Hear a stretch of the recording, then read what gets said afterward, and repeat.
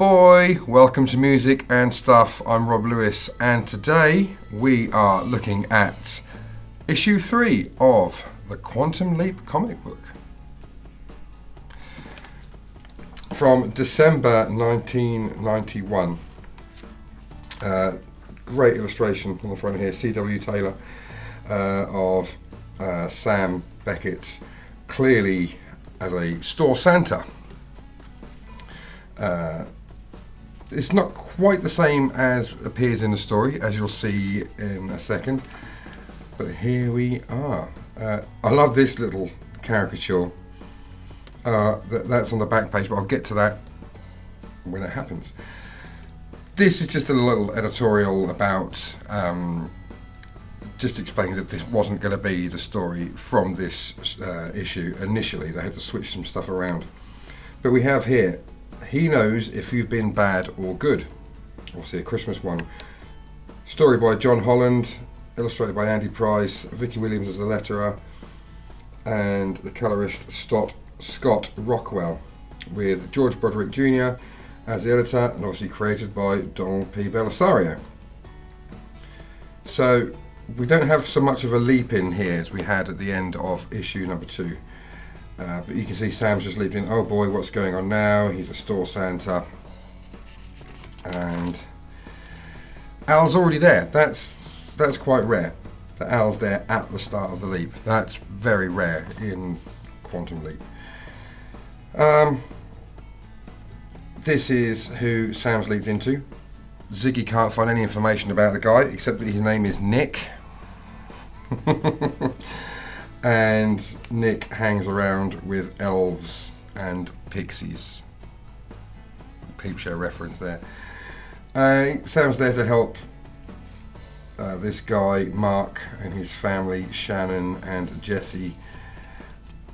It's in December 1963, so as you can see here, Martin Luther King, that's the last one.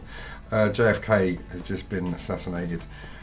What I like about this particular one is these little things that are off the storyboard. You've got the date there, and it's like Christmas Sing Merrily.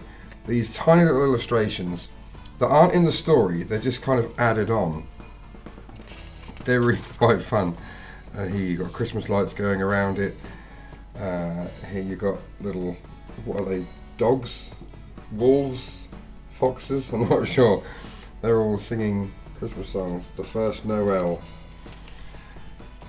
And like here, we have, clearly, they're like elves. Santa's elves. So the thing is, has Sam leaped into Santa Claus? That's the gist of it. We've got here, stockings here.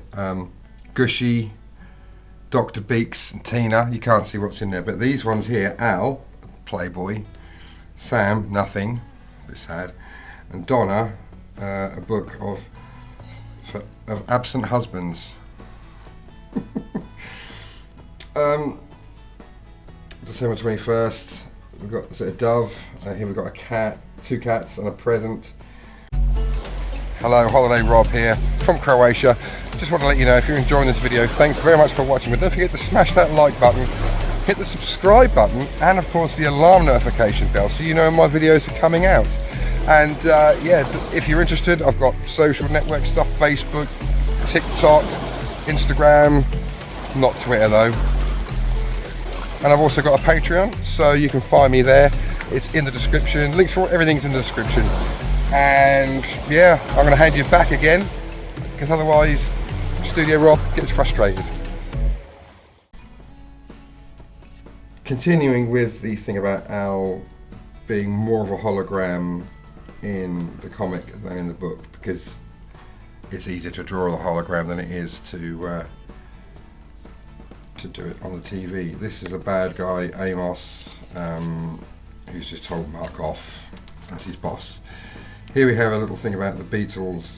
No one knows who the Beatles are at this point, but they've got this early pressing of She Loves You. But again, nobody's heard of them, saying kids don't like any of those English singers. Here we've got snowmen playing guitars and banjos. I didn't catch where this is set. I'm assuming it's New York. Milk and cookies for Santa. There's another elf there, just getting things ready for the big day, boss. Also, these guys can see Al, which you're not supposed to see Al. There are only certain people in Quantum Leap that can see Al. That's children, animals, neuro-non-typical people, and Charles Rocket's character from A Little Miracle, also a Christmas story. Just let that motorbike go past. Amos here stealing from the company and framing Mark for it. Mark gets arrested. And yes, Sam saves the day, pulls everyone together. Amos is found out. Amos goes, Mark is saved. Got elves again, just as Sam leaps out into all a good night. Now, where was the one that I wanted to show you? I read it just half an hour ago, and there was a Christmas tree there. I can't remember what it was now. Maybe I'm misremembering, possibly. Maybe it was the stockings. I can't remember. Yeah, I think I'm going crazy. Oh, what we got there? Squirrels. A Christmas tree. I think I'm going mad, to be fair. But you're probably thinking, well, that's a short story. And you'd be right. Because this particular issue, issue number 3, has 2 leaps in it. We've got an advert here, Selena's Comics Hotline. We have the second leap, The Infinite Corridor. Written by Link Yako, illustrated by Andy Price again, Vicky Williams doing the lettering again, Scott Rockwell. Same sort of crew, but with research and consultation by M.B. Stencil, Assistant Professor, University of Colorado? Cincinnati? Oh, Colorado, I reckon. Winchester, Telecom Specialist, MIT. Sam leaps into a guy working at MIT, and Sam had been at MIT when he was younger. But this is in 1968, and there's a story about a paradox that this couple here, it's Matt and I can't remember her name. What's her name? Nope, I can't remember. I've just read it. Sally? It's good, this, isn't it? But Sam has to keep them together because she makes the discovery that particles, subatomic particles, can go backwards in time. And without that discovery, Sam won't be able to quantum leap. So he has to keep that on track.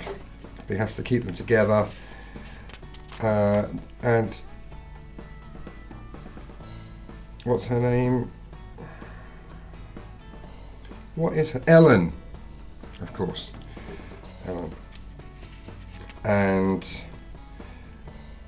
it's in the Infinite Corridor, which is I looked this up. It's pretty cool, actually. So one day a year they have this thing called the Stone Age effect, where the sunset hits this 5-block long corridor and completely illuminates it like this.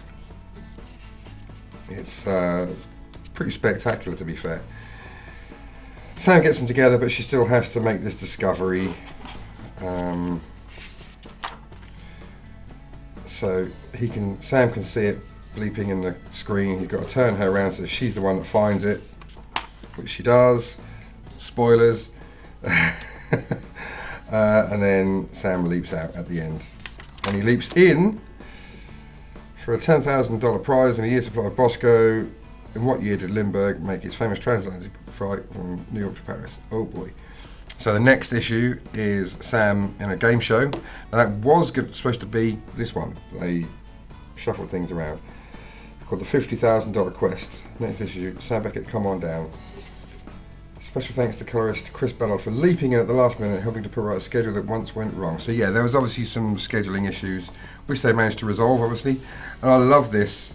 I don't know who did this illustration though. Back cover illustration. No, I can't find it. If you know who it is, let me know in the comments. If it's you, I just love that caricature. Yeah, just a brief synopsis of this month's comic.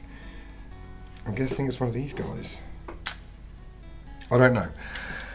So, yeah, that was the issue 3 of Quantum Leap comic book. If you've enjoyed that, then make sure you hit the like button and subscribe and all that other stuff. Really appreciate it. And next time I'll be talking about issue number 4. Thanks very much for watching. I'll see you in the next one. Catch you later, Bill and Ted.